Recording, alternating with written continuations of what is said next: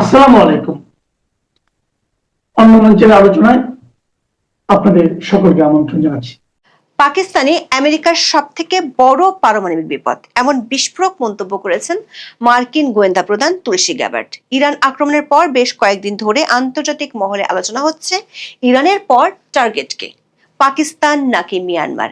এমন আলোচনার মধ্যে বর্তমান ভূ রাজনৈতিক প্রেক্ষাপটে দক্ষিণ এশিয়ার রাজনীতি ও বিশ্ব নিরাপত্তা নিয়ে এক চাঞ্চল্যকর মন্তব্য করলেন মার্কিন রাজনীতিক এবং ডোনাল্ড ট্রাম্পের কট্টর সমর্থক তুলসী গ্যাবার্ট।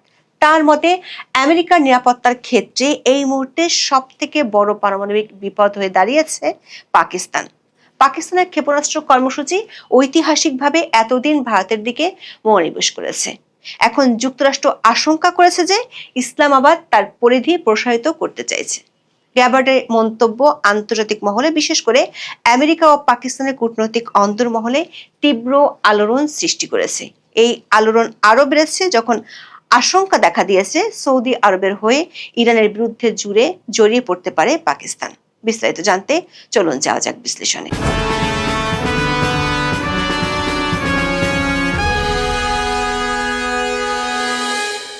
বছরের পর বছর ধরে কেবল বচসা ছিল। বুধবার বিড়ালটিকে ব্যাগ থেকে বের করে দেয় যুক্তরাষ্ট্র। মার্কিন গোয়েন্দা প্রধান তুলসী গ্যাবার্ট সিনেটে সাক্ষ্য দিয়ে সতর্ক করেছেন, বলেছেন পাকিস্তান অত্যাধুনিক দূরপাল্লার ব্যালিস্টিক ক্ষেপণাস্ত্র তৈরি করছে যা আমেরিকার মূল ভূখণ্ডে পৌঁছাতে সক্ষম। গ্যাবার্ট বলেন, এটা অব্যাহত থাকলে পাকিস্তান শিগগিরই একটি আন্তঃমহাদেশীয় ব্যালিস্টিক ক্ষেপণাস্ত্র বা আইসিবিএম অর্জন করবে। এটি ট্রাম্প প্রশাসনের নিরাপত্তা মহলে উদ্বেগ সৃষ্টি করেছে। তুলসী বলেছেন, এটি ভারতকে উদ্বিগ্ন করে। মূলত ভারতের এই উদ্বেগ 2025 সালের মে মাসে থেকে যে শত্রুতা তার পর থেকেই তৈরি হয়েছে। তুলসী গ্যাবার্ট মনে করেন, মার্কিন যুক্তরাষ্ট্র 2026 সালের হুমকি মূল্যায়ন প্রতিবেদনে চীন, রাশিয়া, উত্তর কোরিয়া এবং ইরানের পাশাপাশি পাকিস্তানকে আমেরিকার জন্য সবচেয়ে গুরুত্বপূর্ণ পারমাণবিক হুমকি হিসেবে চিহ্নিত করা হয়েছে। এর আগে চীন ও রাশিয়ার মতো শত্রুপক্ষের হুমকির দিকে যুক্তরাষ্ট্রের বেশিরভাগই নজর ছিল। ট্রাম্পের সঙ্গে আপাত দৃষ্টিতে সম্পর্ক উষ্ণ হওয়া সত্ত্বেও প্রতিবেদনে পাকিস্তানকে অন্তর্ভুক্ত করা ইসলামাবাদের ক্ষেপণাস্ত্র প্রযুক্তি ও পরমাণু অস্ত্রের অগ্রগতি নিয়ে ওয়াশিংটনের সংশয়ের প্রতিফলন। উল্লেখযোগ্যভাবে পাকিস্তান কখনো আনুষ্ঠানিকভাবে তার পারমাণবিক অস্ত্র ব্যবহারের বিষয়ে কোনো বিস্তৃত নীতি ঘোষণা করেনি এবং প্রায়শই ভারতের বিরুদ্ধে প্রতিরোধ কৌশল হিসেবে পারমাণবিক বিপর্যয় থেকে পিছিয়ে পড়েছে। প্রশ্ন হলো, পাকিস্তান কোন ক্ষেপণাস্ত্র তৈরি করছে বলে যুক্তরাষ্ট্র বলছে? অবশ্য মার্কিন প্রতিবেদনে পাকিস্তান যে নতুন ক্ষেপণাস্ত্র বা আইসিবিএম নিয়ে কাজ করছে তা শনাক্ত করতে বাধা দেয়নি। পাকিস্তান এখনো পর্যন্ত কোনো আইসিবিএম পরীক্ষা না করলেও ক্ষেপণাস্ত্র কর্মসূচির সঙ্গে জড়িত বলে অভিযোগে 4টি পাকিস্তানি কোম্পানির উপর নিষেধাজ্ঞা জারি করেছে যুক্তরাষ্ট্র। আইসিবিএম হলো একটি পারমাণবিক অস্ত্রধারী ব্যালিস্টিক ক্ষেপণাস্ত্র যা এক মহাদেশ থেকে অন্য মহাদেশে পাড়ি দিতে পারে। এটি সাধারণত 5,500 কিলোমিটারের বেশি পরিসীমা থাকে, যা পাকিস্তানকে দক্ষিণ এশিয়ার বাইরেও লক্ষ্যবস্তুতে আঘাত করতে সক্ষম করে তোলে। এখন পাকিস্তান এবং মার্কিন যুক্তরাষ্ট্রের মধ্যে দূরত্ব প্রায় 10,000 কিলোমিটার। ফলে আমেরিকার মূল ভূখণ্ডে পৌঁছানোর জন্য এই জাতীয় সিস্টেমের পরিসীমা এবং প্রোপালশন ক্ষমতার মধ্যে একটি উল্লেখযোগ্য লাফ দেওয়া প্রয়োজন। বর্তমানে কেবল রাশিয়া, ফ্রান্স, চীন এবং যুক্তরাজ্যে আইসিবিএম রয়েছে যা এই দূরত্ব পাড়ি দিতে পারে। মার্কিন মূল্যায়ন অনুসারে পাকিস্তান আরো বড় রকেট মোটর তৈরি করছে যা তার আইসিবিএম বিকাশকে সমর্থন করতে পারে।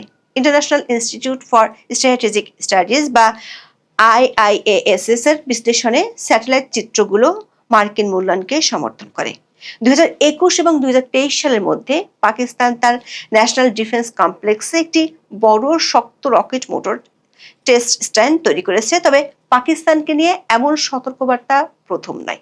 পূর্ববর্তী মার্কিন প্রশাসনও পাকিস্তানের ক্রমবর্ধমান অত্যাধুনিক ক্ষেপণাস্ত্র প্রযুক্তি সম্পর্কে সতর্ক করেছিল।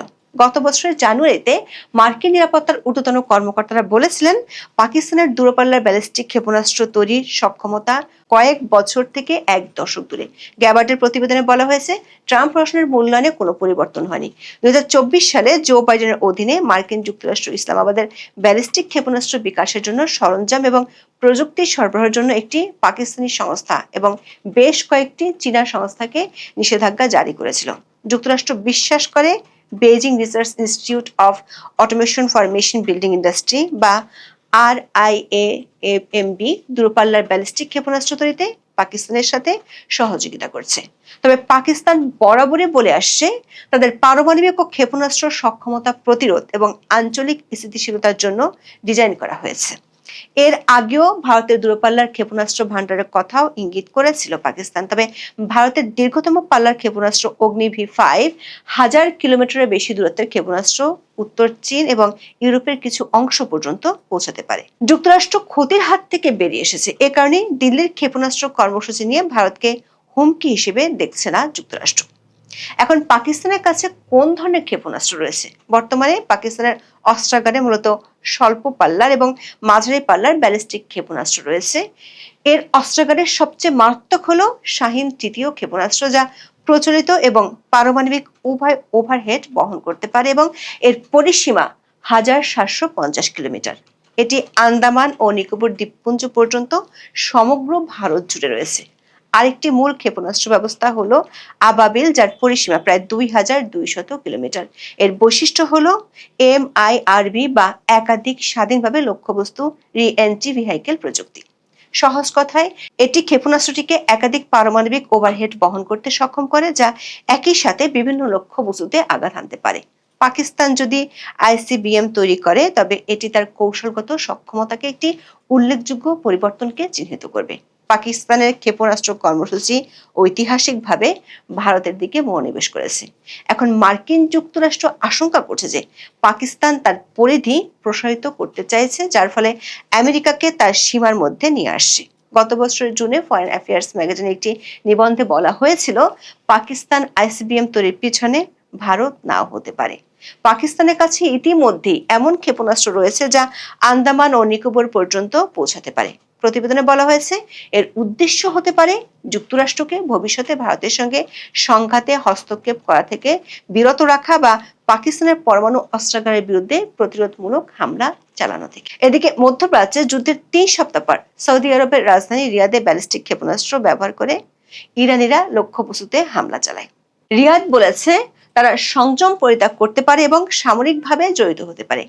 একটি প্রতিরক্ষা চুক্তি কার্যকর হলে পাকিস্তান যুদ্ধে জড়িয়ে পড়তে পারে, যা ইতিমধ্যে অস্থির যুদ্ধের একটি পারমাণবিক মাত্রা যুক্ত করতে পারে। বিশেষজ্ঞরা হুঁশিয়ারি উচ্চারণ করে বলেছেন, সৌদি আরব যদি যুদ্ধে প্রবেশ করে তাহলে তারা পাকিস্তানের সঙ্গে প্রতিরক্ষা চুক্তি কার্যকর করতে পারে, যা ইসলামাবাদকে সংঘাতের দিকে টেনে আনতে পারে। সৌদি আরবের এক বিশেষজ্ঞ CBC নিউজকে বলেছেন, এই সক্রিয়করণ কার্যকরভাবে সৌদি আরবের উপর একটি পারমাণবিক ছাতা স্থাপন করেছে। চুক্তিতে স্বাক্ষর করে মধ্যপ্রাচ্যের গোলকধাঁধায় ঘুমিয়ে পড়া পাকিস্তান এখন পর্যন্ত আফগানিস্তানে হামলা চালিয়ে ইরান যুদ্ধে জড়িত হওয়া থেকে বিরত থাকতে সক্ষম হয়েছে। আওয়ামী লীগের 15 বছরে যেমন সব হলে সব সাধারণ ছাত্র ছাত্রলীগ করেছে, এমনকি সাদিক কায়েম, সার্জিস আলমরাও ছাত্রলীগ করেছেন, হাসনাত আব্দুল্লাহ ছাত্রলীগ করেছেন। বিএনপি জানে যে মাত্র ছাত্র দল সবগুলো হলে গিয়ে আবারও পুনঃপ্রতিষ্ঠিত হবে, সাথে সাথে সকল সাধারণ ছাত্ররা ছাত্র দল করা শুরু করবেন। আর 1 বছরের মেয়াদ শেষে আবারও যখন ডাকসু সহ সকল ছাত্র সংসদ নির্বাচনগুলো আসবে, এবার পূর্ণ প্যানেলে বিজয়ী হবে ছাত্রদল। বাংলাদেশের রাজনীতির একটা খুব সহজ সমীকরণ হচ্ছে এই যে আপনাকে যদি সরকারে টিকতে হয়, রাজধানীকে নিয়ন্ত্রণে রাখতে হয়, কারণ রাজধানীর পতন ঘটিয়ে দিতে পারলেই কিন্তু সরকার পতন সময়ের ব্যাপার মাত্র। এই পুরো পরিস্থিতিকে নিয়ন্ত্রণে রাখতে হলে আপনাকে ঢাকা বিশ্ববিদ্যালয়ের রাজনীতিকে নিয়ন্ত্রণ করতেই হবে এবং সে কারণেই বাংলাদেশে ঐতিহাসিকভাবে ক্ষমতাসীন দলের ছাত্র সংগঠনেরই প্রভাব সর্বোচ্চ থেকেছে সবসময় ঢাকা বিশ্ববিদ্যালয়ের রাজনীতিতে।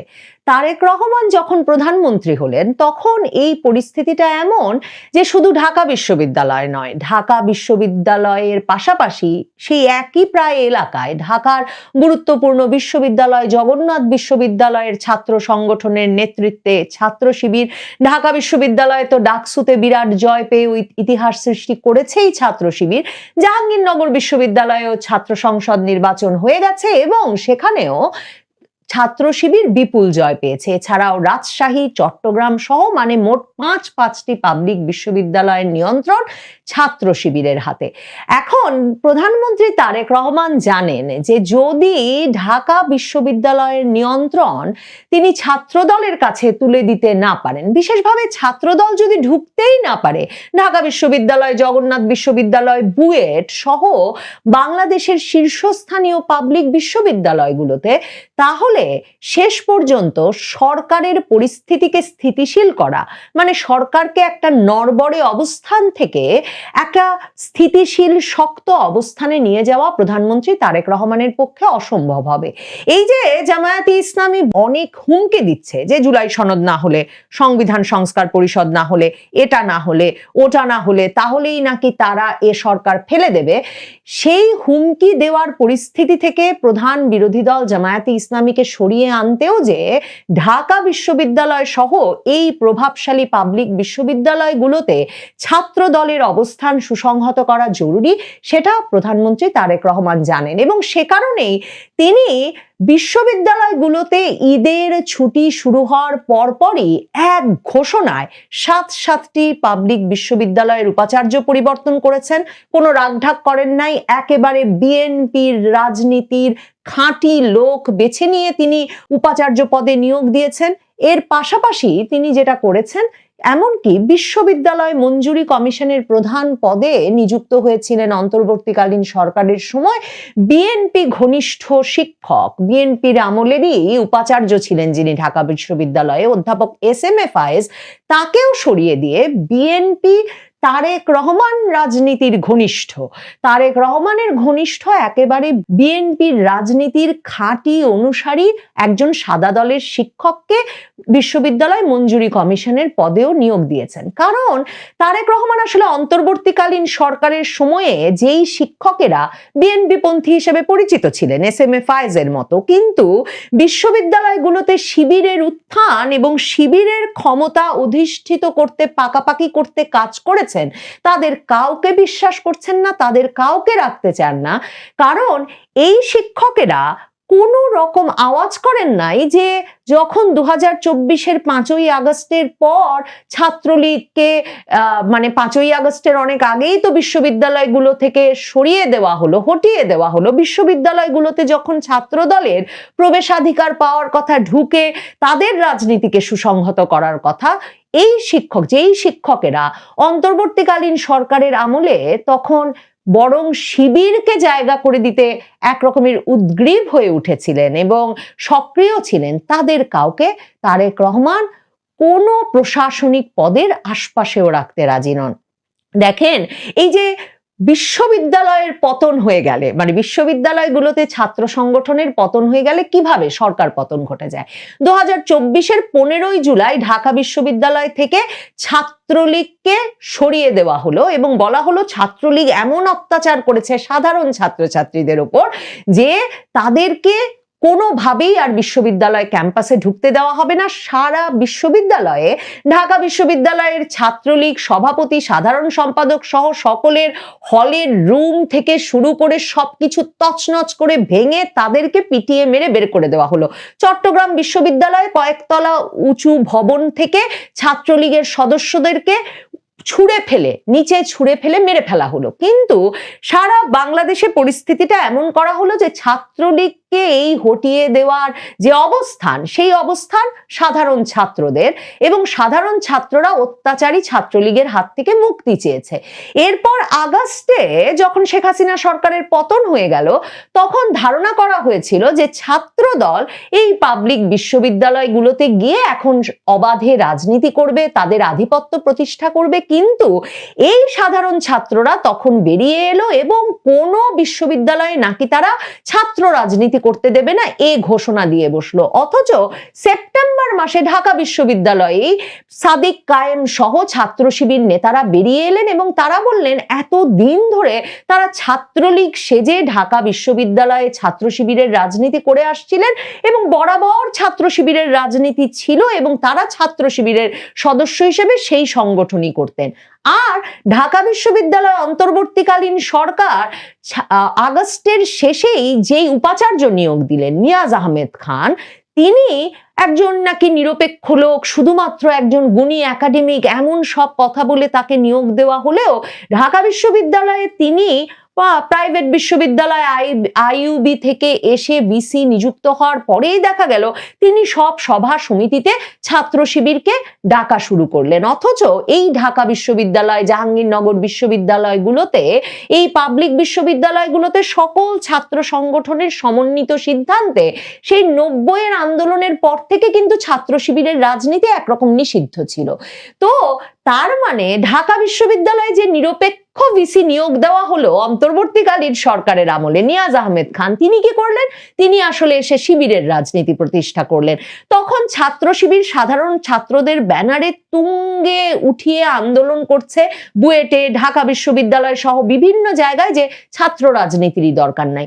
বুয়েটে তা করে আবরার ফাহাদের ভাইয়ের নেতৃত্বে যে আন্দোলন, সেটা ছাত্র রাজনীতি বন্ধ রাখলো। ওইদিকে ঢাকা বিশ্ববিদ্যালয় ছাত্র শিবিরের উত্থান হওয়া মাত্র তাদের দাবি উঠানো হলো যে ছাত্র সংসদ নির্বাচনটা এবার করে ফেলতে হবে, এবং সেই দাবিতে এই ভিসি নিয়াজ আহমেদ খান তিনি 2025-এর সেপ্টেম্বরে প্রথম ছাত্র সংসদ নির্বাচন দিলেন পাবলিক বিশ্ববিদ্যালয়গুলোর মধ্যে, ডাকসুর ছাত্র সংসদ নির্বাচন, এবং এরপর সেখানে শিবির বিরাট জয় পেল। কারণ ছাত্রলীগ নাই ঢাকা বিশ্ববিদ্যালয়ে, ছাত্রদল ঢুকতে পারে নাই 1 বছরেরও বেশি সময়ে, ডাকসু নির্বাচন পর্যন্ত হলগুলোতে কোনো কমিটি দিতে পারে নাই, কারণ হলগুলো নাকি ছাত্র রাজনীতি মুক্ত রাখতে হবে। আর ডাকসু নির্বাচন করে ছাত্র শিবির, জামায়াতে ইসলামীর ছাত্র সংগঠন বিরাট বিজয় পেয়ে গেল। এরপর যতগুলো পাবলিক বিশ্ববিদ্যালয়ের নির্বাচন হতে পারলো ওই একই মডেলে নির্বাচন হলো, এবং ছাত্র শিবির সবগুলোতে সাধারণ ছাত্রদের বিপুল ভোটে বিজয়ী হয়ে নির্বাচিত হলো। এখন ঢাকা বিশ্ববিদ্যালয়ে যেই ভিসিকে নিয়োগ দিয়েছেন প্রধানমন্ত্রী তারেক রহমান উপাচার্য হিসেবে, অধ্যাপক ABM ওবায়দুল ইসলাম, তিনি ঢাকা বিশ্ববিদ্যালয়ের পদার্থবিজ্ঞানের অধ্যাপক এবং তিনি সরাসরি বিএনপি রাজনীতির সঙ্গে জড়িত। তিনি বিএনপির শিক্ষা বিষয়ক সম্পাদক। চট্টগ্রাম বিশ্ববিদ্যালয়ে নিয়োগ দেওয়া হয়েছে নতুন উপাচার্য হিসেবে অধ্যাপক মোহাম্মদ আল ফোরকানকে। তিনি জিন প্রকৌশল ও জীব প্রযুক্তি বিভাগের শিক্ষক, পাশাপাশি জাতীয়তাবাদী শিক্ষক ফোরামের সিনিয়র সহ সভাপতি। 2025 সালের মে মাসে দেশের সব পাবলিক বিশ্ববিদ্যালয়ে উপাচার্য নিয়োগের জন্য কিন্তু একটা সার্চ কমিটি গঠন করেছিল অন্তর্বর্তী সরকার, কিন্তু তারাও কিন্তু সেই কমিটি গঠন করার পরে তার রেকমেন্ডেশনে কোনো উপাচার্য নিয়োগ দেন নাই। কিংবা ধরেন ঢাকা বিশ্ববিদ্যালয়, রাজশাহী, চট্টগ্রাম, জাহাঙ্গীরনগরে তো সেনেটে নির্বাচিত 3 সদস্যের প্যানেলের মধ্য থেকে উপাচার্য নিয়োগের কথা, অথচ ওই যে নিরপেক্ষ ভিসি নিয়াজ আহমেদ খান তিনি ডাকসু নির্বাচন করেছেন, কিন্তু তিনি কিন্তু সেনেট নির্বাচন দেন নাই এবং সেখান থেকে উপাচার্য নিয়োগের কোনো ব্যবস্থা করেন নাই। জগন্নাথ বিশ্ববিদ্যালয় উপাচার্য হিসেবে নিয়োগ দেওয়া হয়েছে অধ্যাপক রইসুদ্দিনকে, তিনিও সাদা দলের সাধারণ সম্পাদক। যেমন ধরেন অধ্যাপক মামুনকে নিয়োগ দেওয়া হয়েছে মঞ্জুরি কমিশনের প্রধান হিসেবে, তিনি দীর্ঘ সময় বিএনপির রাজনীতি ঘনিষ্ঠ, ঢাকা বিশ্ববিদ্যালয়ের সাদা দলের শিক্ষক হিসেবে গুরুত্বপূর্ণ ভূমিকা রেখে এসেছেন।